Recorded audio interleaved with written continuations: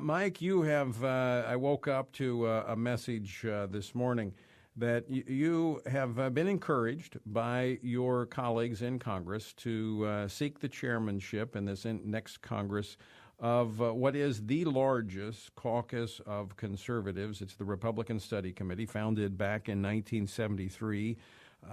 Dedicated to a limited and constitutional role for the federal government, strong national defense, protection of individual and property rights, and the preservation of traditional family values.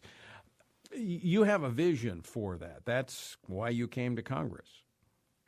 I do, Tony, and, it really has been humbling. I'm really honored to have been asked and encouraged by so many members to seek the chairmanship. And after a lot of prayer and deliberation, Kelly and I talked about it for weeks, and we've decided to throw our hat in the ring. So I sent that note around to some colleagues late last night, and I guess this is my formal announcement of my throwing the hat in the ring. So thanks for giving me the opportunity here. But look, I really think that the Republican Study Committee, or RSC as it's known on the Hill, is just a critically important group of conservatives in the House. It is the largest, as you said, the largest caucus of conservatives in the Congress. And I think it has an unprecedented opportunity and responsibility going into next year, into the next Congress. I mean, I've argued, and I said this last night, that since the founding of the group in 1973, I think this might be our most important moment to paint with those bold colors, as Ronald Reagan used to say, and provide a steady voice and intellectual firepower to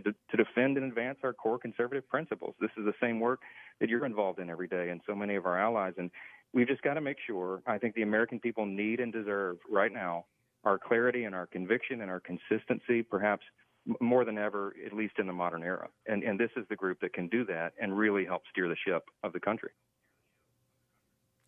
Well, folks, I hope you caught that. He's announcing his candidacy formally here on Washington Watch. Mike, I actually think that I have to go back and check the record, but I think maybe Steve Scalise, when he announced his bid for the Republican Study Committee, also shared that news here on Washington Watch. And I was just thinking earlier today, I know you actually, before coming to Congress, hosted Washington Watch for me a few times.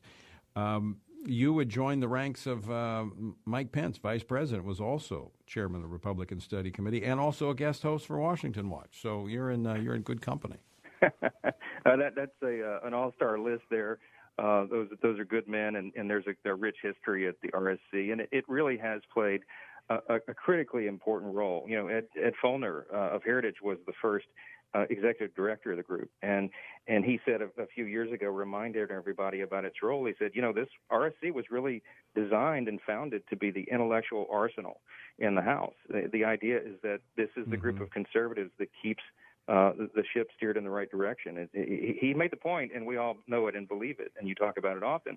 There's a big distinction between a true commitment to conservative principles and a mere membership in the Republican caucus. Those two things are not always aligned, and so it's the responsibility of committed conservatives, those who believe in our core principles, to stand by those principles and to be a winsome witness for those, and to help affect and direct the policy of this nation. Otherwise, there's a natural tendency for it to drift to the left, and we've got a big responsibility to make sure that doesn't happen.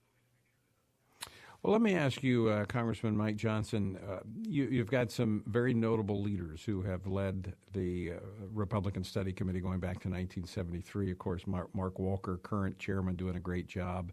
Tom Price has been chairman. I mentioned Steve Scalise, the vice president. Dick Cheney was actually, I think, chairman of the Republican Study Committee, if I recall, back when he was in Congress. What are your plans for the Republican Study Committee? Well, I think that it begins with a very basic commitment that we've got to be able to articulate and make plain where we stand. We all love Ronald Reagan's famous speech to CPAC back in 1975, and he famously said that we have to raise a banner of no pale pastels but bold colors to make make it unmistakably clear where we stand on all these issues that are troubling the people. And, those words ring true today more than they ever did before. We have to reassert those principles, raise them to full view. We're in an environment right now where young people, young Americans are beginning to take hold of these ideas. They like the idea of socialism. I mean, that would have been unimaginable to us even a few years ago. But this is where the culture's drifted. So it's never been more important for conservatives to be able to stand up and give voice, be, as I say, winsome witnesses to these principles. And the RSC is really the conscience of the Republican Party in that regard. It is the group that holds the line, that represents conservatives in the House to leadership when big decisions are being made, and works as a consensus builder, again, to hold and to direct the ship to the right, to those core American conservative principles. So we really need to be a clear clarion call, a clear voice, and we need to help direct conservatives in the House to hold that line. And you know how difficult that can be sometimes. You just need a steady hand of leadership to make sure that we're faithful to that responsibility.